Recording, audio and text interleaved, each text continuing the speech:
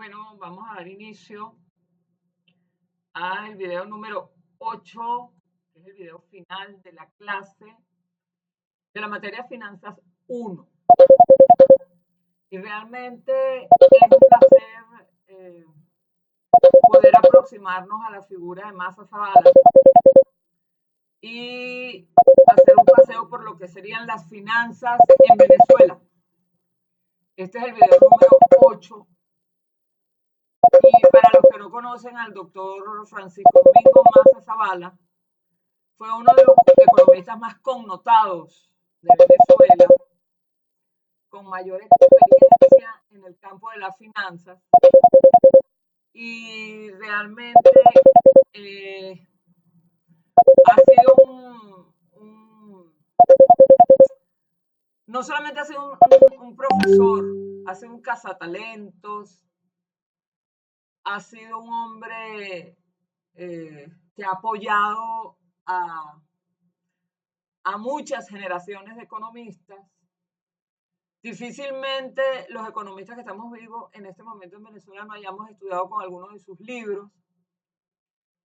Y para mí realmente es un honor poder conversarles a ustedes, mis queridos estudiantes, un poco del pensamiento del doctor Francisco Domingo Massa Zavala sobre su noción de la economía y de las finanzas.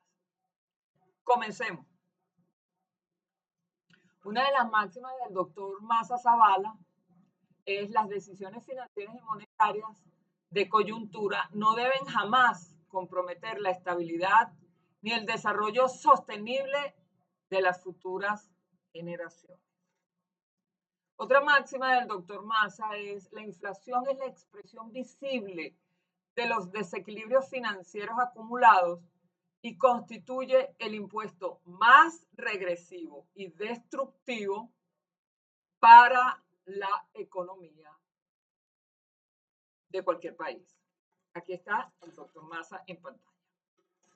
El nacimiento y evolución de las finanzas en Venezuela no se dio en una fecha única, sino que se divide en dos grandes vertientes. Por un lado, las finanzas públicas, lo que sería la gestión del dinero, ¿verdad?,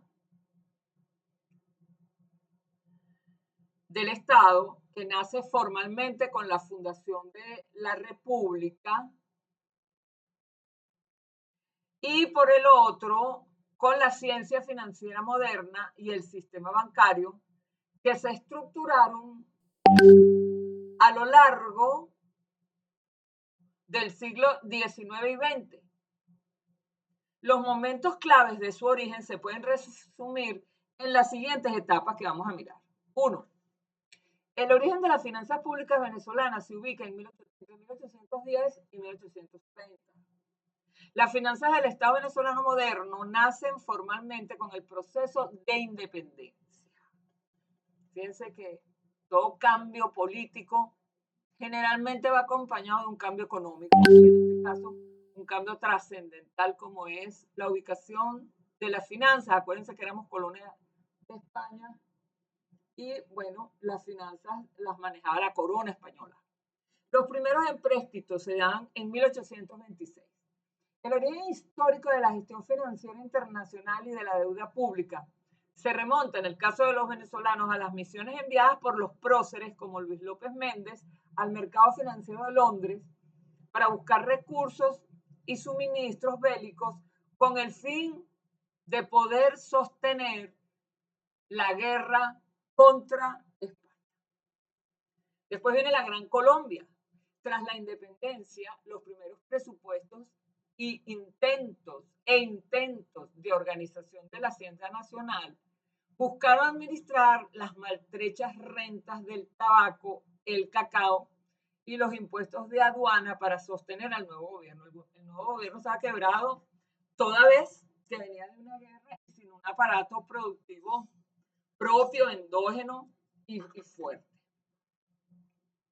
Posteriormente viene el nacimiento de la banca y el crédito privado a mediados del siglo XIX. Las finanzas corporativas y comerciales comenzaron a dar sus primeros pasos sólidos con la creación de las instituciones de intermediación. En ese sentido, tenemos el surgimiento de los primeros bancos comerciales ya en la segunda mitad del siglo XIX, como el Banco de Venezuela y el Banco Caracas, a finales de este siglo, finales del siglo XIX.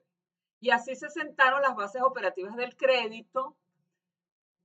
Se pudo percibir la idea de una moneda nacional y las transacciones mercantiles privadas en una economía todavía profundamente agraria, monoproductora de productos agrícolas, café, cacao. Ahora viene la República Agroexportadora y los inicios del sistema bancario en Venezuela.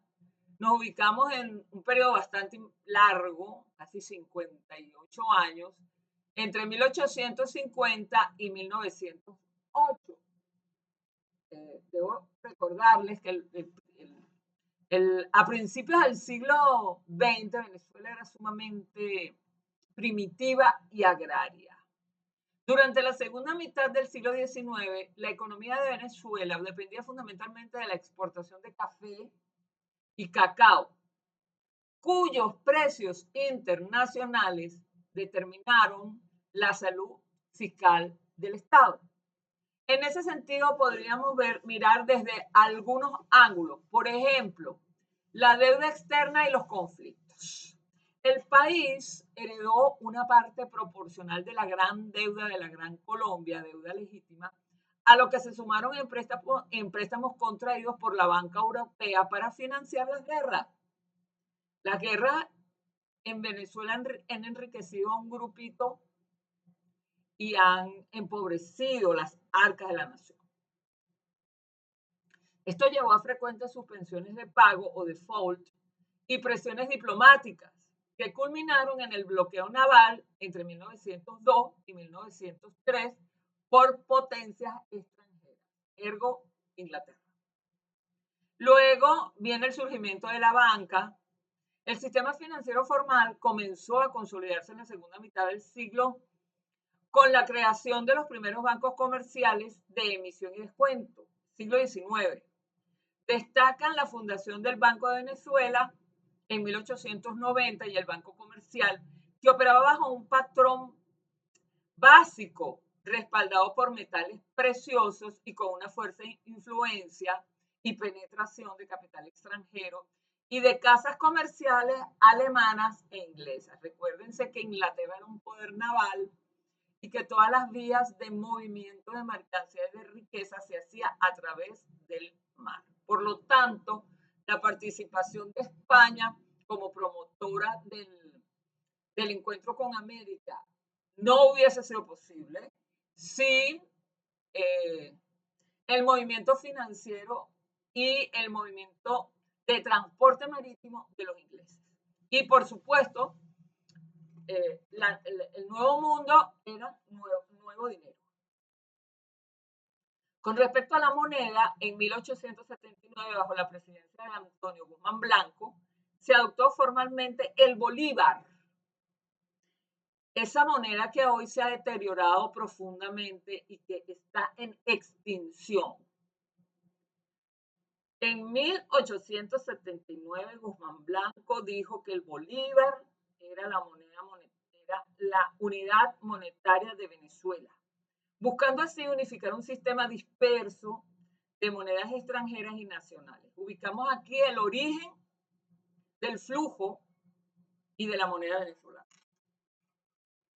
Luego viene el auge petrolero y la consolidación institucional ya en el siglo XX, de 1908 a 1970. El inicio de la explotación petrolera comercial masiva en la década de 1920 transformó radicalmente las finanzas públicas y la estructura económica del país.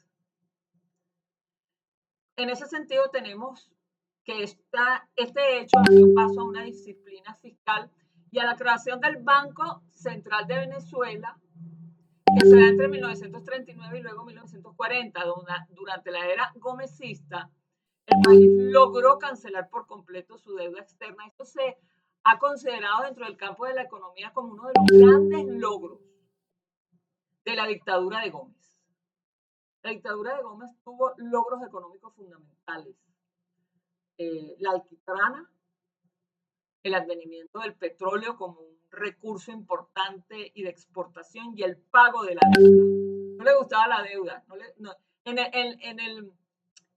el mundo financiero de Gómez, del tirano Gómez, la deuda era mal vista. Como todo gocho, dijo, esto se va a pagar. Y lo logró. Tras la muerte de Gómez, la modernización institucional requirió la creación del Banco Central de Venezuela en el 40, entidad que asumió el monopolio de la emisión de billetes y la regulación monetaria. Después viene la bonanza y la Venezuela del 4.30 y 5.20. Ya hacia la década de los 70, con la nacionalización de la industria del hierro en 1975, que la hizo don Carlos Andrés Pérez, y el petróleo en 1976, también obra de la presidencia de Pérez, Carlos Andrés Pérez, y las crisis energéticas mundiales, los ingresos fiscales del Estado se multiplicaron exponencialmente. El tipo de cambio se mantuvo fijo y estable en torno a los 4.35-20 bolívares por dólar. Imagínense eso. Y eso fue un escándalo cuando pasaron de 4.30 a 5.20. Un escándalo nacional, yo me acuerdo. Consolidando así la percepción de Venezuela como un país de moneda fuerte y alta capacidad de endeudamiento externo. ¿Qué tiempos aquellos? Nunca pudimos predecir hasta dónde se iba a devaluar, degradar, pisotear y perder la moneda venezolana, ese bolívar, a tal punto que hoy nadie apuesta por un bolívar. Este es un país que no tiene moneda. Su moneda es el dólar. Todo se cotiza en dólares. Y eso significa pérdida de soberanía, pérdida de independencia y realmente pérdida de una economía sana, limpia, con un aparato productivo limpio, en el cual las autoridades del Banco Central han perdido el rumbo y han perdido el timón. Luego viene en 1983 y 1998, que se puede considerar el periodo de deuda externa, crisis y el inicio de una economía y unas finanzas con alta volatilidad en Venezuela, en la cual el modelo de bonanza rentista colapsó a principios de los años 80, dando inicio a 2 décadas de desequilibrio macroeconómico muy profundo. Lo primero fue el terrible Viernes Negro de 1983, fecha que queda plasmada en la historia. El 18 de febrero de 1983 marcó el fin del tipo de cambio fijo histórico y el inicio del control de cambios a nombre de una organización que se conocía como RECADI, que terminó cerrando con una gran mala fama y una estafa poderosa a cuestas. A tal punto que hay una suerte de corrillo popular que la única persona que quedó presa de RECADI fue un chino que trabajaba allí. O sea, que no solamente hubo estafa, sino que no hubo justicia. Y este despilfarro y desperfecto de RECADI desencadenó y terminó con la caída de los precios petroleros, la fuga de capitales y el agotamiento de las reservas internacionales, lo cual se creó un cóctel terrible para las finanzas venezolanas. Este evento fracturó la confianza en el bolívar y disparó la deuda externa venezolana. Luego vienen los ajustes y las crisis financieras entre el 89 y 1994. Los intentos de liberalización económica a finales de los 80 provocaron fuertes tensiones sociales. O sea, estábamos tratando de pasar de una economía keynesiana prácticamente a una economía liberal. Posteriormente, en 1994, se desató una devastadora crisis financiera nacional que llevó a la quiebra o intervención de más de la mitad de los bancos del país, entre ellos el Banco Latino, obligando al Estado a un rescate financiero masivo que deterioró severamente las arcas de las finanzas públicas nacionales. Viene ahora estatización, controles y hiperinflación desde 1999 hasta hoy. El periodo contemporáneo ha estado caracterizado por una intervención estatal profunda en la economía. La caída de la producción petrolera y la mayor crisis inflacionaria de la historia moderna del país. En ese sentido, tenemos algunos elementos constitutivos que la pudiesen explicar, como fueron los controles cambiarios y de precios del año del 2003. Se instauró así un régimen estricto de control de cambio administrado por la Comisión de Administración de Divisas, CADIVI, y un férreo control de precios, lo que generó distorsiones severas en los mercados, escasez y el surgimiento de mercados cambiarios paralelos. Eso fue dentro del mundo de las finanzas un verdadero caos. Un verdadero caos.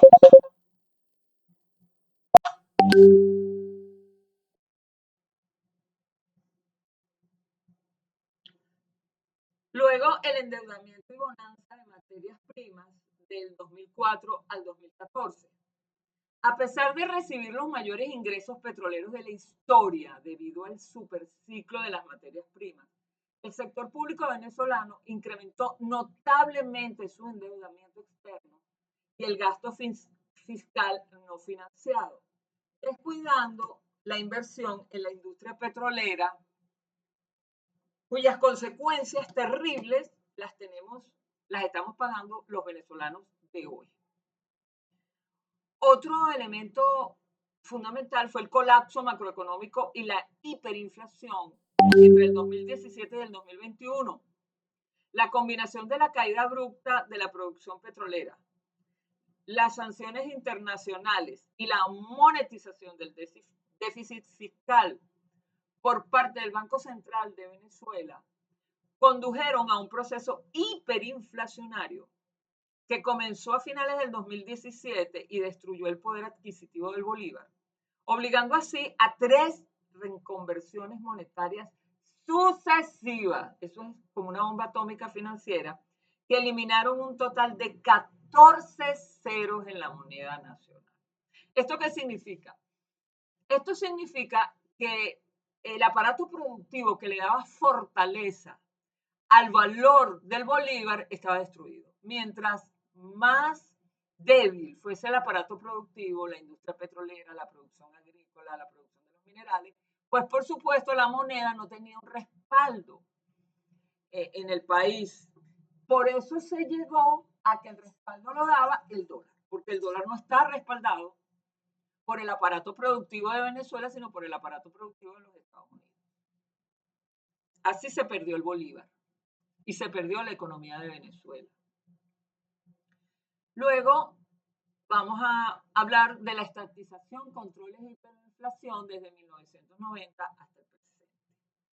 Desde el 2019, ante la pérdida absoluta de la confianza en el bolívar, se toleró, no solamente que se toleró, se promovió una dolarización transnacional, de hecho, en la economía privada y pública. En los últimos años, la política económica se ha centrado en la restricción del crédito bancario a través del encaje legal. No hay crédito. Es ahora, después del terremoto, que se acaba de abrir algunas oportunidades de crédito para las personas que perdieron su vivienda en los terremotos, no para otras. La contención del gasto público y la apertura a esquemas de flexibilización parcial, logrando así desacelerar la inflación, aunque esta persiste en el reto de recuperar el poder adquisitivo, el crédito formal y la sostenibilidad a largo plazo. Hablemos un poco de las finanzas en Venezuela durante el siglo XXI, cómo se procesa eso, cómo se proyecta, qué ha pasado en los primeros 21 años del siglo XXI, 24, 26, perdón. Del auge rentista al colapso y la reconfiguración pragmática.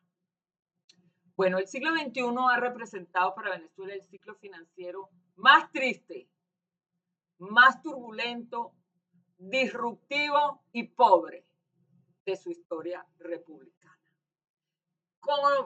Con esto quiero decirles que hemos sufrido un retroceso en el campo de las finanzas y que Venezuela aún no ha entrado en el siglo XXI, financieramente hablando, como debería haberlo hecho en función de las bases que venía sentando desde el siglo XX. La centuria comenzó bajo los efectos de un gigantesco superciclo de materias primas que elevó los ingresos fiscales a niveles sin precedentes, pero derivó posteriormente en una depresión económica histórica, catalogada como una de las contradicciones más severas sin guerra convencional en tiempos modernos. Hiperinflación, la pérdida de la validez del bolívar y, en años recientes, una transición hacia la dolarización informal y una frágil estabilización parcial, con una cesta básica por encima de los 2,5 millones de bolívares y un salario mínimo de 130 bolívares. La brecha para la población, la brecha de pérdida, la brecha de insuficiencia, la brecha de la pobreza para la población en el siglo XX ha sido sin precedentes en la historia económica de Venezuela. Otros elementos de las finanzas en el siglo XXI ha sido el crecimiento del endeudamiento y los fondos parafiscales. A pesar de los ingresos récord, se recurrió masivamente al endeudamiento externo e interno mediante la emisión de bonos soberanos de PDVSA y se crearon mecanismos extrapresupuestarios como el FONDEM, que terminó siendo otro recadio, otra caja negra, que redujeron los controles y la transparencia fiscal tradicional del Banco Central de Venezuela. Nótese en este contexto que no estamos hablando de que las razones que han generado la crisis económica sean económicas. En este caso son razones políticas y razones gerenciales lo que han llevado a un debilitamiento brutal de la economía del gobierno y eso ha afectado, ha hecho un efecto dominó que ha destruido y afectado negativamente muchos de los ámbitos de la economía venezolana. Otro elemento es el control de cambios y de precios en el 2003. La implementación de un estricto control cambiario administrado por Cadivi y de precios generó en una primera etapa distorsiones de mercado, incentivos a la sobrefacturación de importaciones y el germen de la fuga masiva de capitales a través del arbitraje cambiario. Todo esto genera un caldo de cultivo con un conjunto de elementos macroeconómicos y microeconómicos que sin lugar a dudas crean y han creado una pobreza terrible. Siglo XXI, la bonanza de los petrodólares y la expansión del gasto entre 2000 y 2013. Los primeros años del siglo estuvieron marcados por una bonanza petrolera impulsada por el ascenso sostenido de los precios del crudo internacional, pero como diría el doctor Mase Zavala, dichos ingresos no vinieron a engrosar la riqueza de los venezolanos y mucho menos fue absorbido por la malla económica del país. Parecería que eso o se exportó o se quedó en cuentas de jerarcas que las tenían afuera, millardos y millones, o sencillamente esos recursos, pues, puede ser que estén en una bolsa, guardado en algún edificio de La Guaira. Otro elemento es la nacionalización y centralización fiscal, en la cual el Estado incrementó su control sobre la industria petrolera, PDVSA, y renegoció los convenios operativos y regalías, centralizando una masa inédita de recursos fiscales. Y hasta aquí hemos pasado una suerte de diagnóstico y de análisis financiero de la primera parte o la primera mitad del siglo XXI.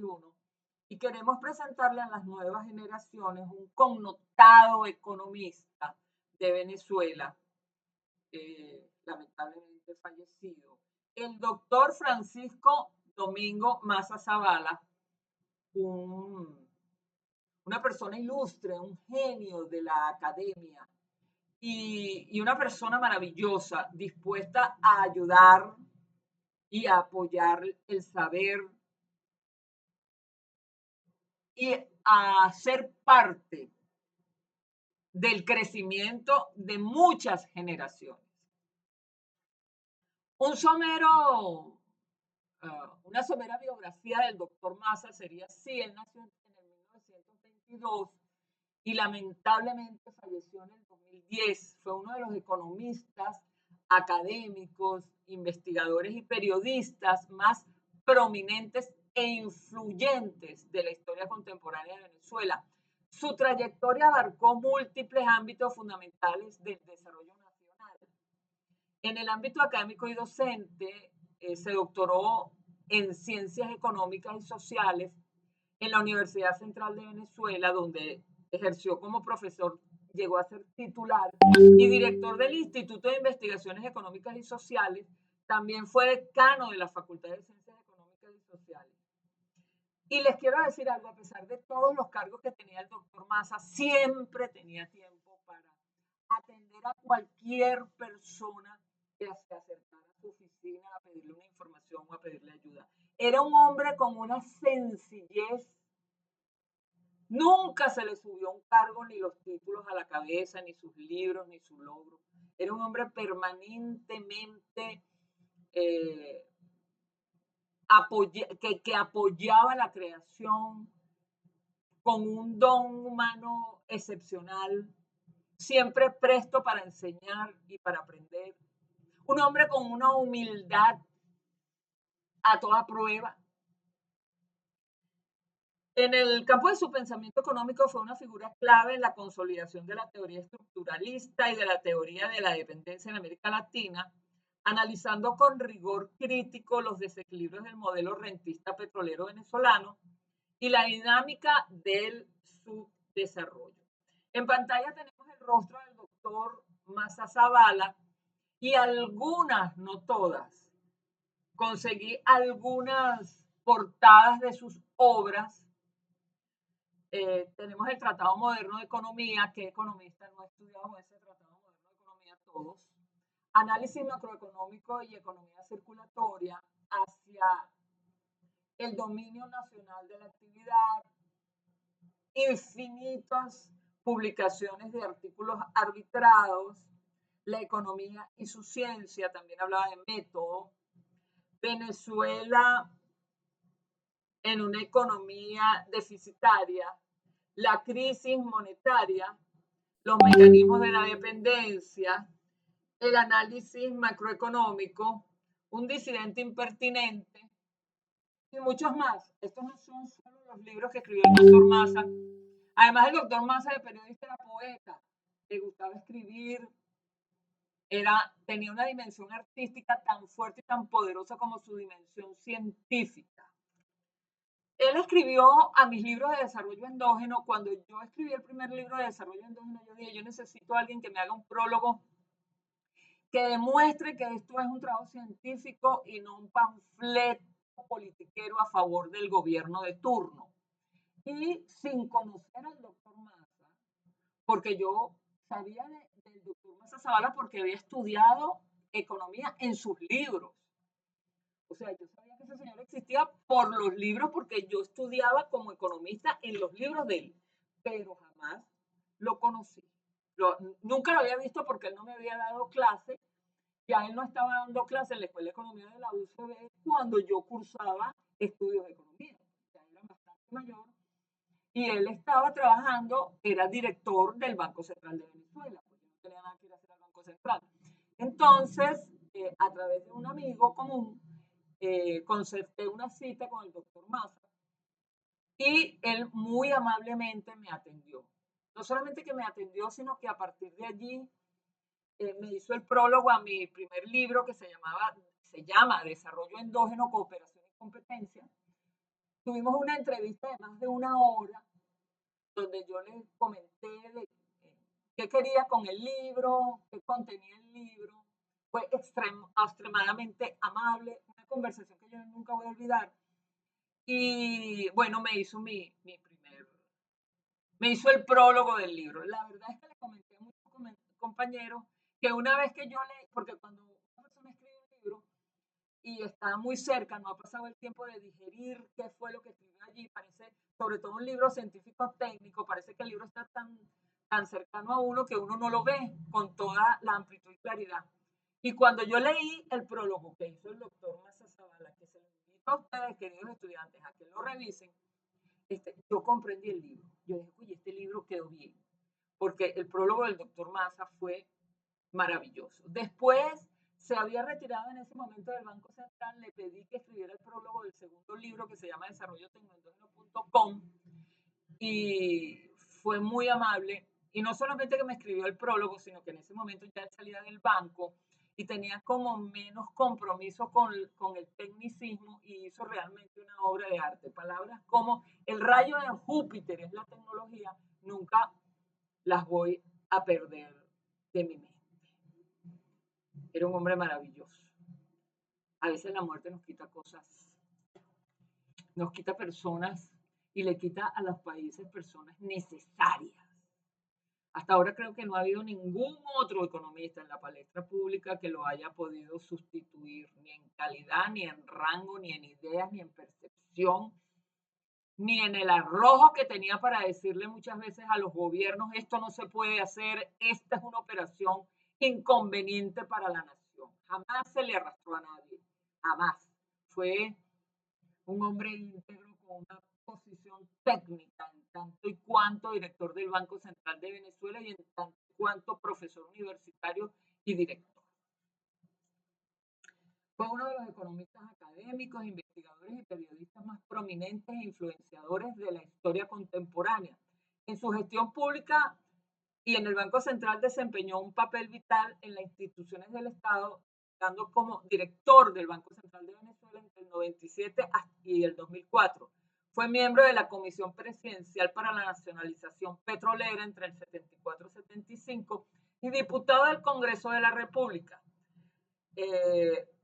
Combinó su rigor técnico con el periodismo económico, escribiendo durante décadas en medios impresos nacionales como el Diario El Nacional y la revista Élite, con el fin de acercar la cultura económica y la realidad financiera al debate público del país. Quizás sea por eso que sus explicaciones eran, aunque eran técnicamente complicadas, lo hacía de manera tan natural y fácil que cualquiera lo podía comprender. Sacó a la economía de esa endogamia, solo los economistas podemos entender lo que un economista dice, cosa que me parece estúpido y que realmente hay que hacerlo como lo hacía Massa Zavala.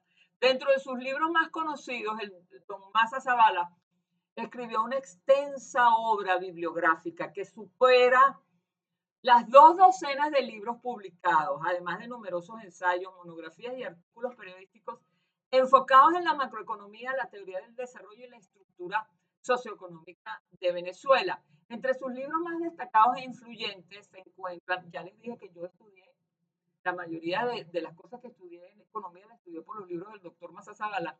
El Tratado Moderno de Economía General del 69, una obra universal. Problemas de la economía exterior de Venezuela del 62, Crecimiento sin desarrollo del 74, Análisis macroeconómico del 76, La economía internacional y los problemas del desarrollo 84, Crisis y política económica del 96, Venezuela, economía, tiempo y nación del 2007, el Banco Central y la economía venezolana del 2007, ya él muere en el 2010. El pensamiento del doctor Domingo Felipe Massa Zavala sobre las finanzas públicas y monetarias no puede entenderse como una teoría técnica aislada. Forma parte integral de su visión estructuralista y crítica sobre la economía venezolana y el modelo rentista petrolero.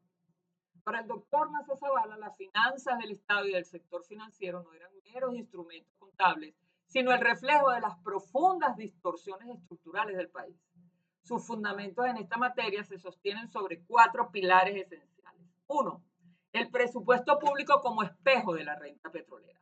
Para el doctor Massa, el presupuesto nacional y la hacienda pública en Venezuela estuvieron históricamente condicionadas por la volatilidad de la renta petrolera, el rentismo fiscal, El doctor Massa advertía que el Estado venezolano se convirtió en un colector y distribución de una renta externa, el ingreso petrolero, en lugar de sustentarse sobre una base fiscal interna sólida y diversificada, por ejemplo, la tributación interna real. El segundo punto era la vulnerabilidad cíclica. Sostenía que cuando los precios internacionales del petróleo caían, las finanzas públicas colapsaban de inmediato, demostrando la fragilidad de un modelo fiscal que no generaba valor agregado interno de manera endógena. Con respecto al papel del Banco Central de Venezuela como custodio de la estabilidad, el doctor Massa decía, durante su paso por el directorio del BCB, del Banco Central de Venezuela, Massa Zavala defendió con firmeza la autonomía y el rol técnico de la institución frente a las presiones inflacionarias, políticas y los desequilibrios monetarios generales.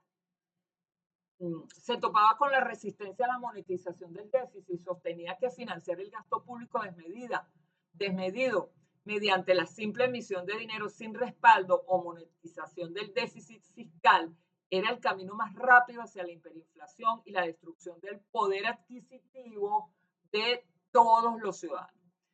Lo otro que hacía era la defensa de la moneda. Consideraba que la estabilidad cambiaria y monetaria era una condición indispensable para el desarrollo económico sostenible y que el Banco Central de Venezuela debía actuar como un regulador prudente y técnico por encima de los vaivenes políticos coyunturales del momento. Y le pregunté a la inteligencia artificial, que es nuestra nueva bola mágica, ¿qué diría el doctor Massa Zavala sobre la economía de Venezuela hoy, 2026? Diría la degradación absoluta del capitalismo rentístico. Massa Zavala argumentaba incansablemente que el gran mal de Venezuela no era el petróleo en sí, sino el uso y la dependencia patológica de la renta petrolera. Hoy, ante la contracción y destrucción de la tercera industria petrolera del mundo, PDVSA, y la pérdida de su capacidad operativa, señalaría con severidad lo siguiente. El país colapsó no solo por la caída de los ingresos externos, sino porque la estructura económica demostró ser incapaz de sostenerse a sí misma sin el flujo masivo de la renta. La venezuelanización de la crisis pulverizó el aparato productivo interno, dejando al Estado sin su fuente natural de sustentación fiscal y obligándolo a operar en un precario equilibrio de supervivencia. El punto 2, el doctor Massa diría la ilusión de la estabilidad por la vía de la exhaustación. Frente a los discursos oficiales de recuperación económica basados en la dolarización de facto, la reducción temporal de la hiperinflación por la vía de la restricción monetaria y el abastecimiento de ciertos anaqueles, Massa Zavala mantendría una postura sumamente escéptica.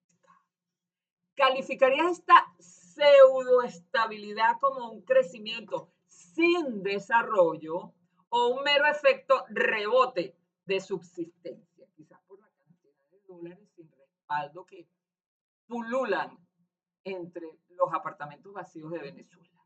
Luego advertiría que una economía donde el consumo se sostiene por remesas, por la liquidez informal y por un circulante frágil sin salarios dignos ni poder adquisitivo real para las grandes mayorías, carece de bases sólidas y profundas para el bienestar social. Otro elemento que trabajaría el doctor Massa Zavala sería la destrucción del trabajo y la desigualdad extrema. Como un académico profundamente comprometido con el análisis social y los derechos de las clases trabajadoras, su crítica más implacable seguro recaería sobre la tragedia laboral contemporánea. Diría y denunciaría la aniquilación del salario real de los trabajadores y de las prestaciones sociales, hoy convertidas en polvo por años, como resultado del desgobierno monetario y políticas de ajustes recesivos. También señalaría el doctor Massa que la profunda polarización social donde coexisten bolsones de riqueza informal y dolarizada, coexistiendo con una pobreza increíble de 130 bolívares como el salario mínimo. Es la manifestación más cruenta de un modelo económico que expulsó el trabajo como valor central de la producción para sustituirlo por la especulación y el rentismo de supervivencia. El cuarto punto sería la pérdida de la soberanía nacional y monetaria. Desde su perspectiva institucional y monetarista crítica, el doctor Masazábal vería con extrema preocupación la pérdida absoluta de los atributos del Estado Nacional en materia monetaria y financiera. La adopción informal y desordenada de monedas extranjeras, principalmente el dólar, sin respaldo ni coordinación institucional, oído, sería vista como una abdicación de la soberanía económica de Venezuela. También cuestionaría la asfixia del crédito bancario, producto de un encaje legal confiscatorio, aplicado como anestesia contra la inflación, señalando que al matar el crédito se esterilizó por completo la inversión y cualquier posibilidad genuina de reactivación institucional a mediano plazo. Al matar el crédito, no hay inversión. Aquí la inteligencia artificial me proporcionó esta foto del doctor Massa en su despacho leyendo un libro de historia económica. Era maravilloso, dando clases y apelando a la historia económica para dar explicaciones del presente. La propuesta de Massa sería la superación drástica del rentismo petrolero, industrialización y diversificación real. Para el doctor Massa Zavala, el principal obstáculo histórico de Venezuela era su condición de economía monoexportadora y dependiente. Su propuesta central exigiría, 1, sustitución de la renta por producción interna, canalizar los excedentes generados por los recursos naturales hacia la construcción sistemática de un aparato productivo diversificado, agrícola y manufacturero e industrial de alto nivel. Lo otro sería el endogenismo productivo. Esto significa que la economía deja de ser un mero apéndice de los centros financieros y comerciales externos, logrando que la producción nacional responda prioritariamente a las necesidades de consumo e inversión interna y no a la inercia de las importaciones masivas financiadas por la red. Importar no es desarrollo, importar es gastar. Eso me lo enseñó más. Punto 2. Recuperación del trabajo y política social redistributiva. Frente a la pulverización de los ingresos de las familias, el doctor Masazábal plantearía un reordenamiento del factor de trabajo en el centro de la economía. Como principal punto tendríamos la restauración del poder adquisitivo del salario, ya que consideraba inaceptable cualquier modelo que pretendiera competir sobre la base de la baratura extrema de la fuerza de trabajo o la miseria generalizada. La fuerza de trabajo no es barata. No puede considerarse barata. Eso es un atropello y un crimen. Luego, el combate a la desigualdad estructural, diseñar una política macroeconómica de profunda incidencia social, donde los beneficios del Producto Nacional se distribuyan equitativamente mediante inversión pública en educación, salud, infraestructura y seguridad social, erradicando la exclusión. El tercer punto del asesoramiento de Massa sería la rectoría del Estado y la planificación democrática. Como crítico severo tanto del estatismo ineficiente como del dogma del mercado libre total, abogaba por un rol activo planificador y regulador del Estado, con el cual yo comulgo desde el principio hasta el final. Ni la CFE, ni la CEPACE, ni comunismo. Ninguna de esas cosas sirve en Venezuela. Servirá en otros estados, en otras economías, pero en Venezuela no. La planificación democrática del desarrollo. Un Estado capaz de guiar la inversión estratégica, coordinar los sectores públicos y privados bajo metas claras de interés nacional y evitar la especulación especulación parasitaria. Otro punto es la soberanía financiera y fiscal, el saneamiento estructural de las finanzas públicas mediante presupuestos no deficitarios, erradicando el financiamiento inorgánico y restituyendo la disciplina fiscal sin apelar al endeudamiento externo irresponsable ni a ajustes de carácter puramente recesivo que han asfixiado y puedan asfixiar a la población. Como cuarto punto, el reordenamiento monetario institucional con visión soberana.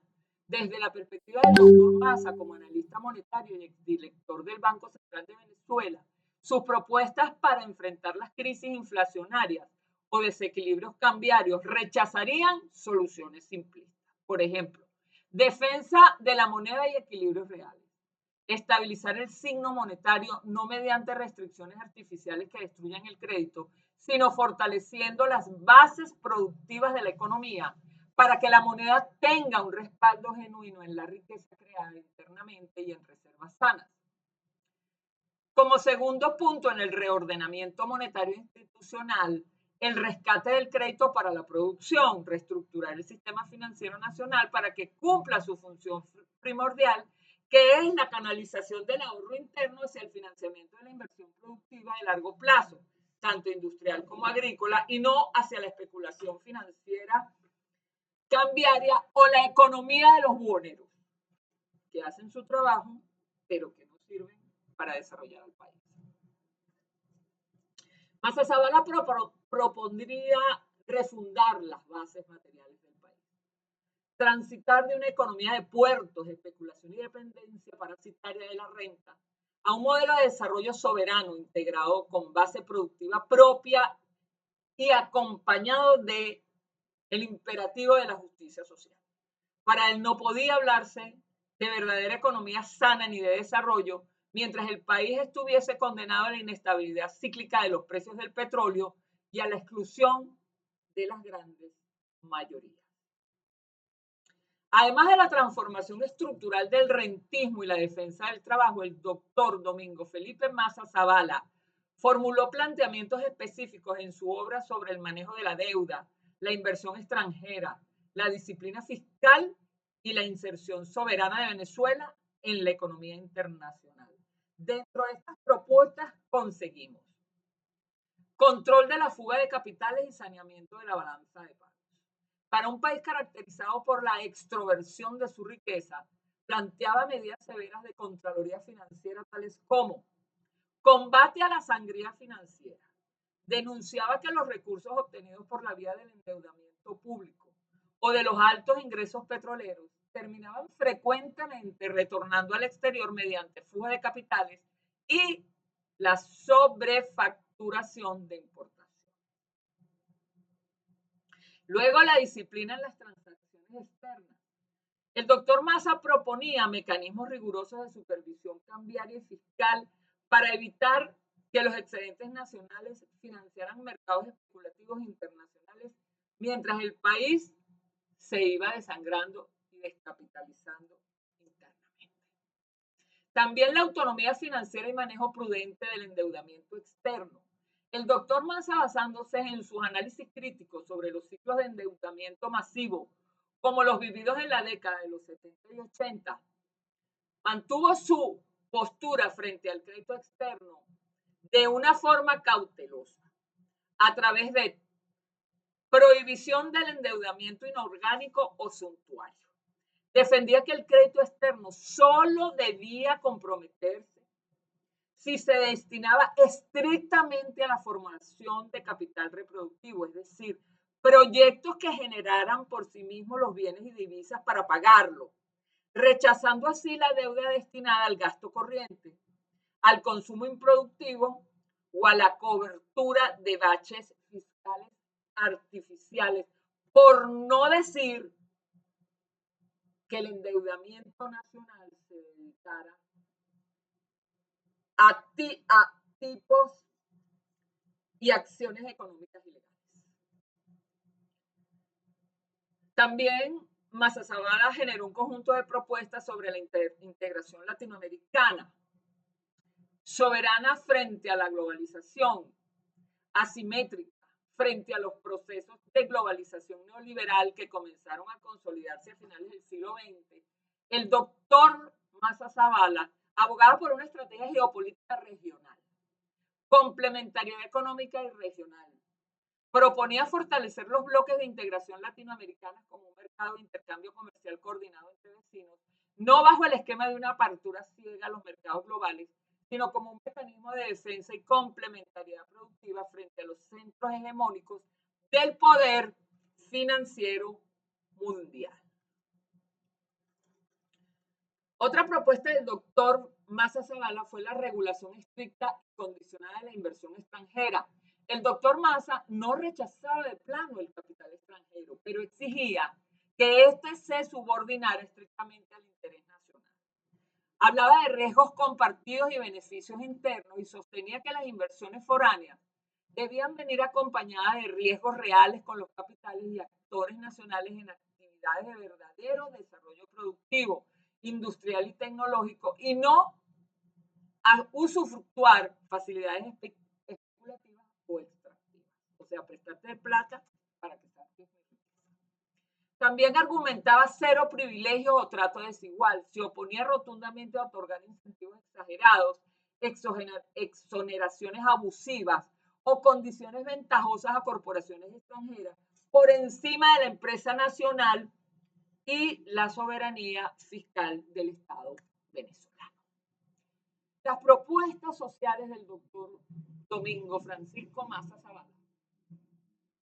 Felipe Massa Zavala eran inseparables de su análisis económico. Para él, la economía no tenía otro fin que el bienestar del ser humano. Al rechazar el enfoque tecnocrático que reduce el desarrollo a meras cifras macroeconómicas, el doctor Massa Zavala articuló una visión donde la justicia social y la equidad constituida la columna vertebral de cualquier proyecto de nación. Era un gran plan político. Las propuestas e ideas sociales centrales de su pensamiento abarcaron los siguientes puntos. El trabajo como eje dignificador y el empleo. Pleno rechazo a la precariedad.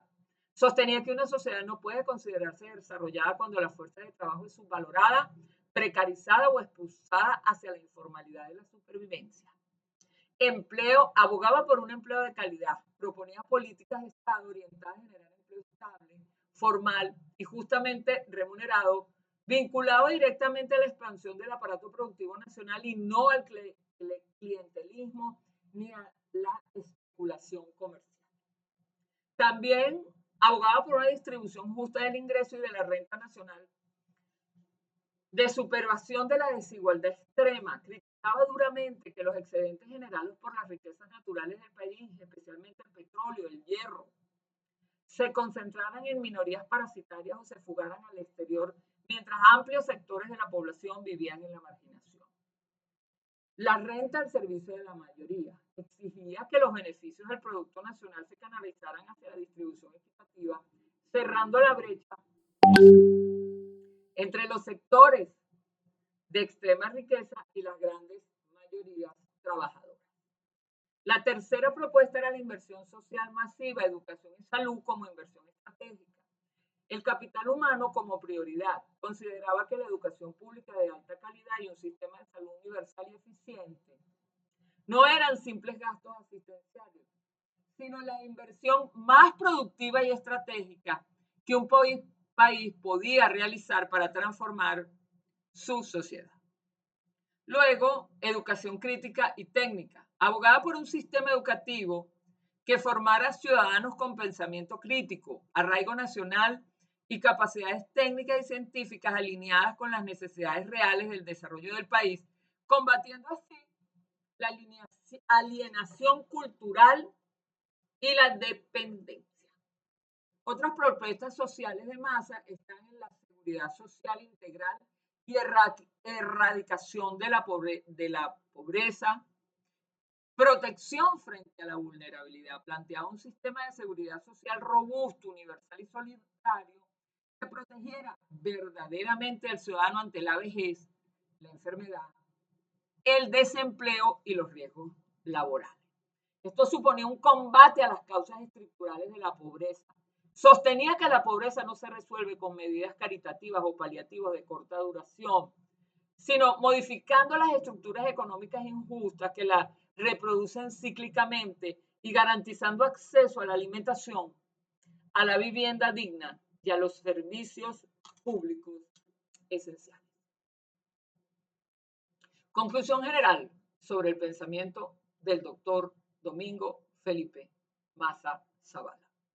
El pensamiento de Domingo Felipe Maza Zavala se erige como uno de los pilares fundamentales para comprender la economía política de Venezuela durante la segunda mitad del siglo XX y las primeras décadas del XXI.